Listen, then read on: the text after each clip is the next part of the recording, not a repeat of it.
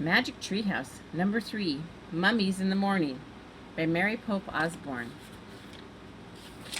Chapter 1, Meow. It's still here, said Jack. It looks empty, said Annie. Jack and his 7-year-old sister gazed up at a very tall oak tree. At the top of the tree was a treehouse. Late morning sunlight lit the woods. It was almost time for lunch. Shh, said Jack. What was that noise? What noise? I heard a noise, Jack said. He looked around. It sounded like someone coughing.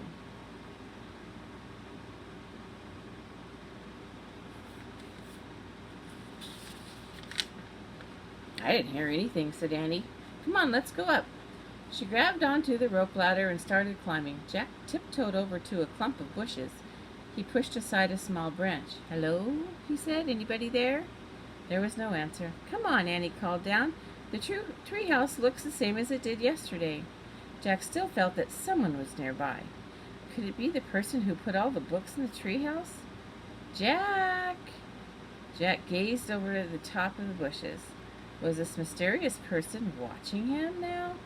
The person whose name began with M?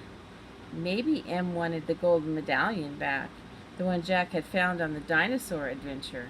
Maybe M wanted the leather bookmark back, the one found from the castle book.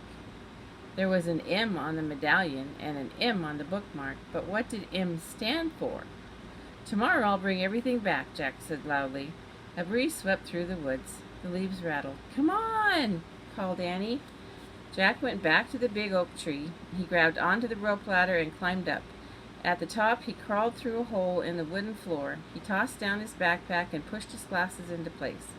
Which book is it going to be today? Said Annie. She was looking at the books scattered around the treehouse.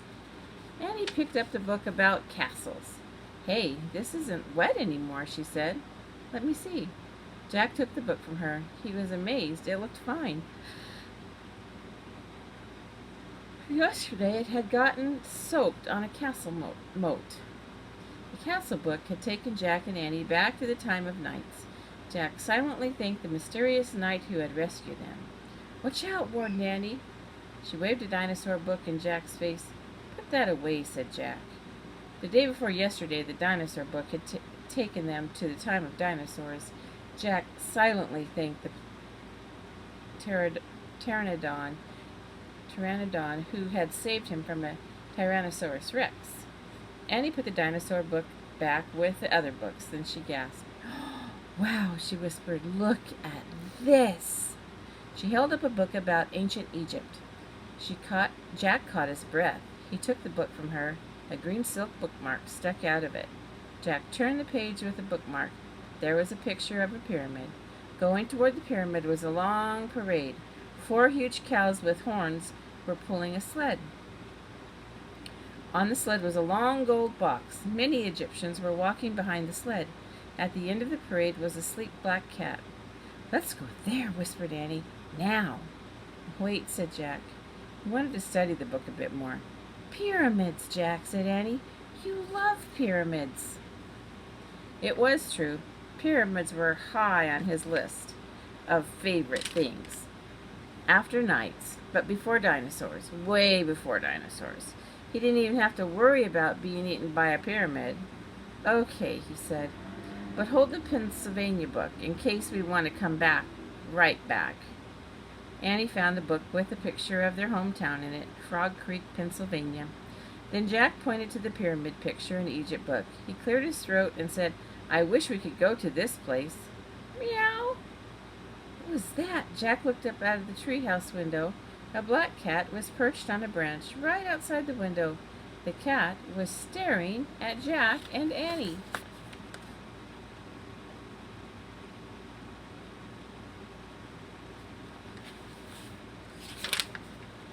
It was the strangest cat Jack had ever seen. He was very sleek and dark, with bright yellow eyes and a wide gold collar. It's the cat in the Egypt book, whispered Annie. Just then the wind started to blow and the leaves began to shake. Here we go, cried Annie. The wind whistled louder.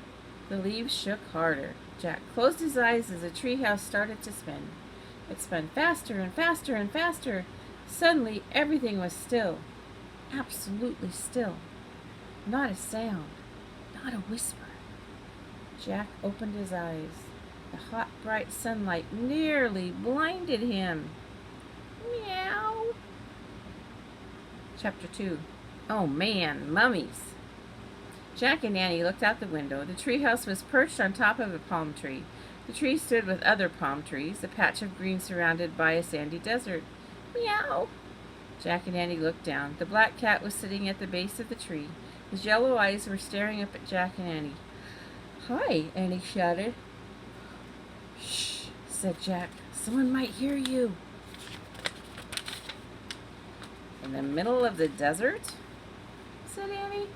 The black cat stood and began walking around the tree. Come back, Annie called. She leaned out the window to see where the cat was going. Oh, wow, she said. Look, Jack. Jack leaned forward and looked down. The cat was running away from the palm trees toward a giant pyramid in the desert. A parade was going toward the pyramid, the same parade as in the Egypt book.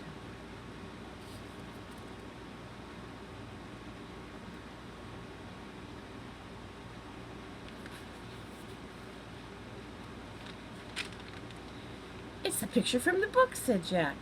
What are those people doing? Asked Annie. Jack looked down at the Egypt book. He read the words under the picture. When a royal person died, a grand funeral procession took place. Family, servants, and mourners followed the coffin. The coffin was called a sarcophagus. It was pulled on a sled by 4 oxen. It's an Egyptian funeral, said Jack. The box is called a oh, forget it. He looked out of the window again. Oxen, sled, Egyptian, black cat, all were moving in a slow, dreamy way. I'd better make some notes about this, said Jack. He reached into his backpack and pulled out his notebook. Jack always kept notes. Wait, said Jack, and he wrote, coffin called sarcophagus. You'd better hurry, said Annie, if we want to see the mummy. She started down the rope ladder. Jack looked up from his notebook. Mummy? He said. There's probably a mummy in that gold box, Annie called up. We're in ancient Egypt, remember? Jack loved mummies. He put down his pencil. Goodbye, Jack, called Annie. Wait, Jack called. Mummies, Annie shouted. Oh, man, said Jack quickly. Mummies. She sure knew how to get to him. Jack shoved his notebook and the Egypt book in his pack. Then he started down the ladder. When he got to the ground, he and Annie took off across the sand. But as they ran, a strange thing happened. The closer they got to the pyramid, the harder it was to see it. Then suddenly, it was gone. The strange parade had disappeared, vanished. But the great stone pyramid was still there, towering above them. Panting, Jack looked around. What had happened? Where were the people, the oxen, the gold box, the cat? They're gone, said Annie. Where did they go? Said Jack. Maybe they were ghosts, said Annie. Don't be silly. There's no such thing as ghosts, said Jack. And it must have been a mirage. A what? Mirage. It happens in the desert all the time, said Jack. It looks like something's there, but it just turns out to be sunlight reflected through heat. How could sunlight look like people? A mummy box and a bunch of cows, said Annie. Jack frowned. Ghosts, she said. No way, said Jack. Look, Annie pointed at the pyramid. Near the base was a sleek black cat. The sleek black cat. He was standing alone. He was staring at Jack and Annie. He's no mirage, said Annie. The cat started to slink away, and he walked along the base of the pyramid and slid around a corner. Where's he going? Said Jack. Let's find out, said Annie. They dashed around the corner just in time to see the cat disappear through a hole in the pyramid.